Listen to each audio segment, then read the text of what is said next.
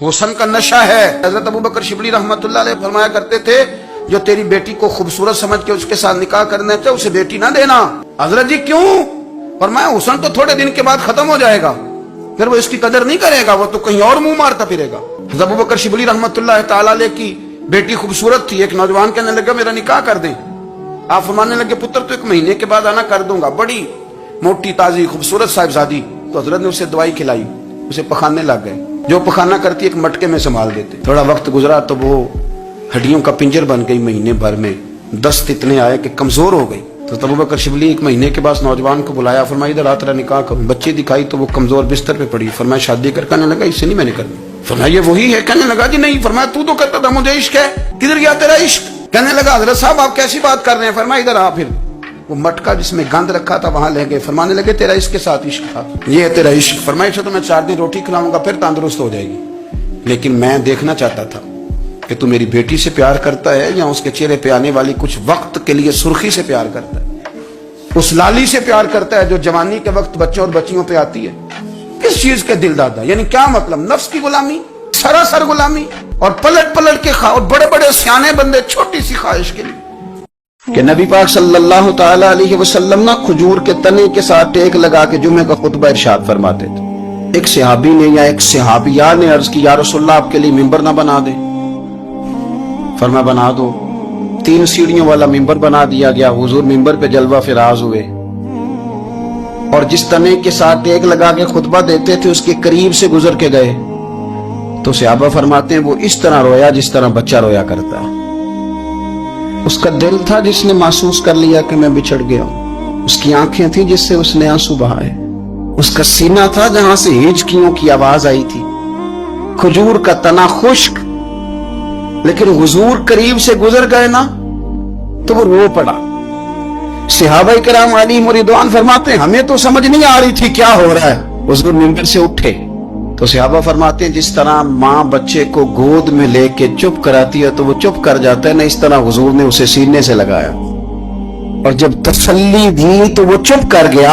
اور مسند امام احمد بن حنبل میں یہ جملے موجود ہیں، حضور فرماتے ہیں اگر میں اسے چپ نہ کراتا تو یہ قیامت تک روتا ہی رہتا، یہ روتا رہتا قیامت۔ ایک شخص نے کہا جی میں نے ترس کھا کے ایک عورت سے شادی کیا، وہ بوڑھی تھی، ترس کھا کے نکاح کیا، میں جوان وہ بوڑھی ہے، پر میں قریب جاتا ہوں تو مجھے پتہ نہیں کیا ہوتا ہے،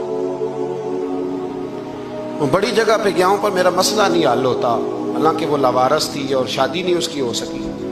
تو حضرت علی شیر خدا فرمانے لگے بی بی کو میرے پاس لاؤ، عورت کو لاؤ۔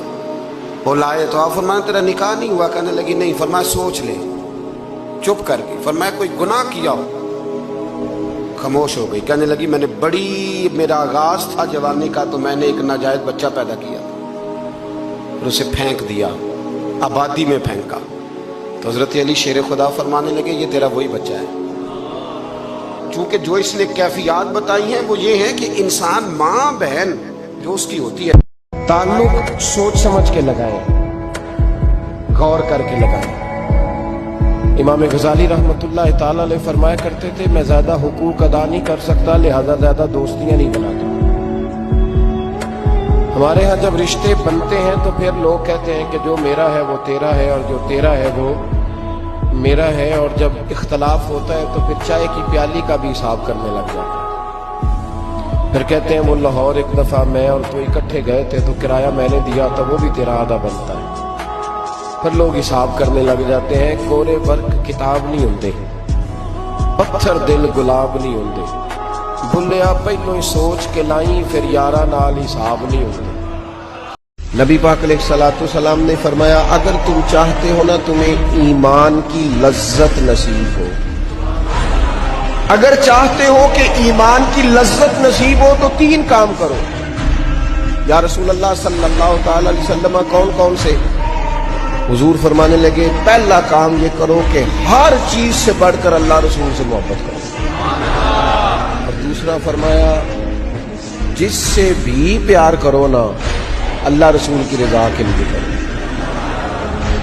دوسرا فرمایا مومن ہونے کے بعد، کلمہ نصیب ہونے کے بعد، ایماندار ہونے کے بعد کفر کی طرف جانا اتنا ناپسند کرے، اتنا ناپسند کرے جانا، کوئی آگ میں جانا ناپسند کرتا ہے۔ اللہ کریم نے فرمایا یہ جو 5 علامتیں ہیں، 5 اللہ تعالیٰ کا ذکر ہو تو دل ڈر جائے، وَإِذَا تُلِيَتْ عَلَيْهِمْ آيَاتُهُ زَادَتْهُمْ ایمانا، قرآن پڑھا جائے تو ان کا ایمان ترقی پا جائے، وَعَلَىٰ رَبِّهِمْ يَتَوَكَّلُونَ، اپنے رب پر بھروسہ کریں، الَّذِينَ يُقِيمُونَ الصَّلَاةَ، وہ لوگ جو نماز قائم کرنے والے ہوں، وَمِمَّا رَزَقْنَاهُمْ يُنْفِقُونَ، اور جو ہم نے انہیں دیا ہے اس میں سے ہماری راہ میں خرچ کرنے والے ہوں۔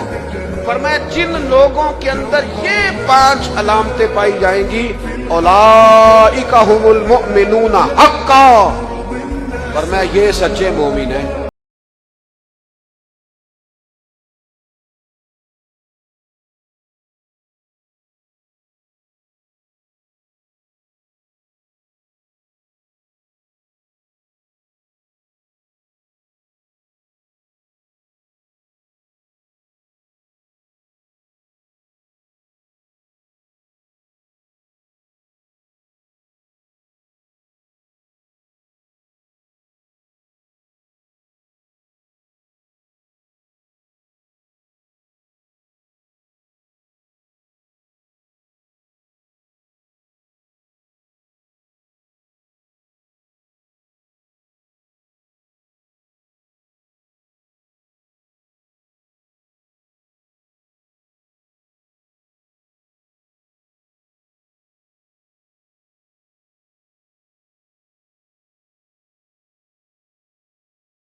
جوانوں یاد رکھنا ایک پیشہ، اور وہ ہے کسی کے آگے ہاتھ پھیلانا۔ جو جھاڑو دے کے روزی کماتا ہے بڑی شان والا بندہ ہے، جو سویرے اٹھ کے ٹائم پہ منڈی جاتا ہے، پھل لاتا ہے، ریڑی لگاتا ہے، وہ بادشاہ ہے، بادشاہ، اس لیے کہ اس نے ہاتھ نہیں پھیلایا۔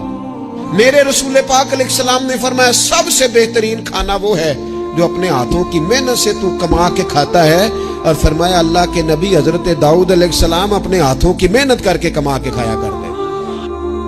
اور فرمانے لگے فاطمہ کوئی گھر کچا، کوئی پکا، کوئی خیمہ ایسا نہیں بچے گا جہاں اللہ دین اسلام کو پہنچا نہیں دے گا۔ اور فرمایا فاطمہ یاد رکھنا جس طرح رات چھا جاتی ہے نا، محمد عربی کا دین بھی چھا جائے گا، یہ چھا جائے گا دین، جس طرح رات چھا جاتی ہے یہ دین بھی چھا جائے گا۔ اور پھر دین چھا گیا، جگہ جگہ چھا گیا، یورپ میں بھی اذانیں پڑھی جانے لگی، امریکہ اور افریقہ میں بھی قرآن پڑھا جانے لگا، جگہ جگہ جگہ جگہ رسول اللہ صلی اللہ علیہ وسلم کے دین کی بات ہونے لگی۔